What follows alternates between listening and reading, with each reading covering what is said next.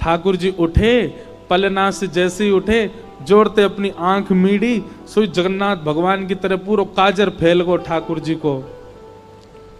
घुंघराले केश नेक बिखर रहे हैं, मोर पिछ अपने अपने शीश पर धारण कर रखा है। सुबह उठते ही बालक को कोई नहीं चाहिए, अपनी मैया चाहिए। मैया कहाँ है, मैया पास जाऊंगो, मैया पास जाऊंगो। यशोदा मैया दही बिलो रही है। ठाकुर जी गए और ऐसे दही बिलोती भाई यशोदा मैया के दोनों भुजान के नीचे से भीतर आए और सामने आके मैया के आगे खड़े है गए। आंखन को काजर फैल गयो है, सो के उठे, आंख भी खुले ही नहीं रही हैं, केश पूरे घुंघराले मुख पर आ रहे हैं ठाकुर जी के। और मैया से कह रहे, मैया जे बता, तो को दूध ज्यादा प्यारो है कि तेरो पूत प्यारो है, बता। मैया बोली, लाला तू भी सवेरे सवेरे उठ के कैसी बात न करो करे, चल हट जा, मुझको दही बिलोन दे। ना है मैया, पहले बता तू को दूध प्यारो कि पूत। मैया बोली, मोए तो मेरो पूत प्यारो है, दूध काई को प्यारो होगो। अच्छा मैया, तो फिर एक काम कर, मैं तो बहुत प्यारो लगूं ना। बोले हाँ, अपनी गोद में लिटाए के मुंह को अपना दूध पिवाए दे। मैया मुंह को बहुत जोर की भूख लगी है, मुंह को दूध पिवाए दे। यशोदा मैया तुरंत ठाकुर जी को अपनी गोद में लिया और मैया को ठाकुर जी दूध पी रहे हैं और मैया दही भी बिलोती जा रही है। यहां ठाकुर जी जैसे मैया का दूध पीने लगे, सामने चूल्हे पर अंगीठी पर गैया का दूध उबल रहा था। संपूर्ण दूध उबल करके उफन करके बाहर आने लगा, स्वयं को जलाने लगा, नष्ट करने लगा। यशोदा मैया यहां दही बिलो रही और मैया ने जैसे ही देखी कि दूर दूध उफन करके बाहर आ रहे हो, सो मैया ने विचार किया, अरे ये तो सबरो दूध जर जाएगा। तुरंत मैया ने गोद में बैठे ठाकुर जी को नीचे पटका, दूध संभालने चली गई।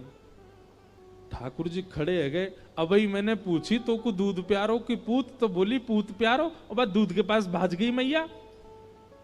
ठाकुर जी बोले, मैया ठीक है, आज या दूध को ही देखूंगा मैं, हैं ये ज्यादा प्यार हो तो मुंह छोड़ के भाज जाए।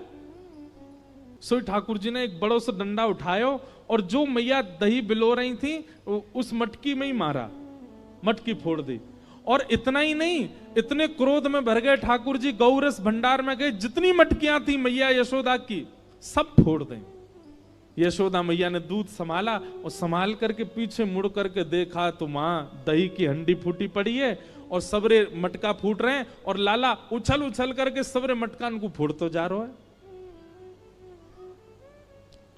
यशोदा मैया बोली, लाला बिगड़ गयो, आज मैंने लाला को यदि दंड नहीं दियो तो बहुत बिगड़ जाएगा।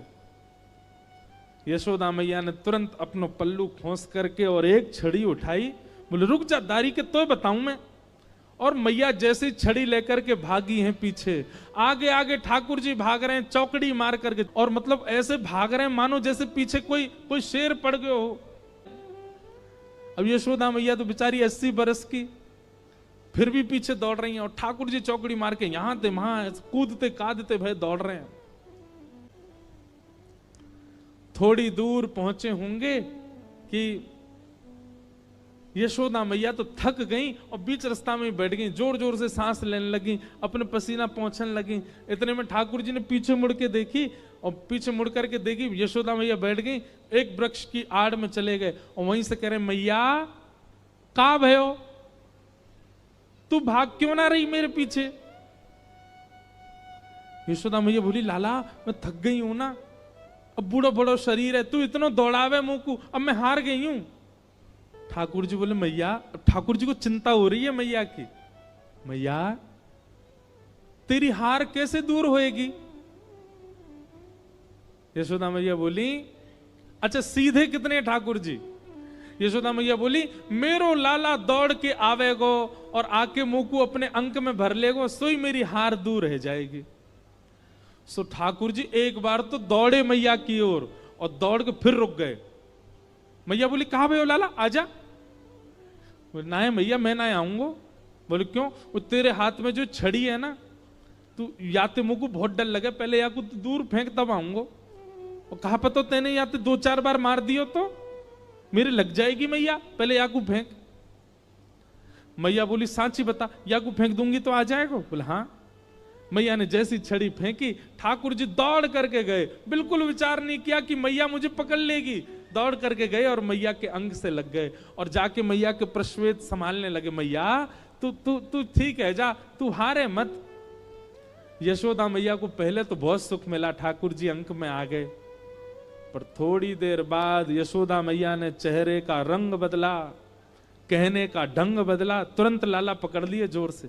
अब आयो हाथ में, चल तो बताऊं मैं अभी। ठाकुर जी बोले मैया तू तो यूं कह रही कि मैं तो ना पकड़ूंगी। बोले मैं तो झूठ बोल रही तो थे। अच्छा मैया तू झूठ बोल है, मैं तेरो लाला ना हूं आज के बाद, पूरे गोकुल में हल्ला कर दूंगा मैं तो नंद बाबा को लाला हूं, यशोदा को लाला ना हूं। यशोदा झूठ बोले, हाँ बोल दियो जाए करके। अब तो उखलते बांधूंगी और आज ना तो रोटी मिलेगी ना मक्खन मिलेगो, खड़ो रहे पूरे दिन, ऊधम मचावे। यशोदा मैया के अंक में भर गए। मैया तो पकड़ के ले गई और लाला को जाकर के ऊखल से बांधन लगी। जैसे ही रस्सी ला करके मैया ने ऊखल से लाला के पेट में बांधनी चाहिए, सोई रस्सी छोटी पड़ गई। मैया बोली ये रस्सी छोटी कैसे पड़ गई? मैया गई और बड़ी रस्सी लेकर के आई, बोले हाँ अब याते बंध जाएगो। मैया ने जैसी ऊखल में लेकर के और जैसे ही ठाकुर जी को ये छोटी पड़ गई। क्यों? तो कहते हैं दाम का मतलब होता है रस्सी और उदर का मतलब होता है पेट। ठाकुर जी सारी रस्सी को अपने पेट में भरते जा रहे हैं, इसीलिए उनका नाम पड़ गया दामोदर।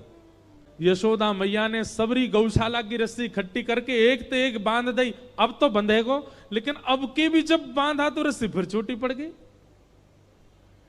यशोदा मैया एक क्षण आश्चर्यचकित होकर के ठाकुर जी की ओर देखने लगी। इतनी बड़ी रस्सी लेके आई, ये छोटी कैसे पड़ गई? और यशोदा मैया के चित्त में अचानक भाव उत्पन्न होने लगा। गर्गाचार्य जी कह के गए थे नारायण समो गुण, पर कहीं ये नारायण ही तो नहीं है, क्योंकि परमात्मा ही किसी बंधन में नहीं आ सकता। सामने खड़े भगवान ने जैसे ही देखा कि मैया मुंह को भगवान मान रही है, सोई ठाकुर जी ने कही मैया और कितनी जोर से बांधेगी, देख मैं तो बंध गो। तभी मैया देखती है कि वो रस्सी पूरी बंध गई और गांठ लग गई ठाकुर जी को, बंध गए ठाकुर जी।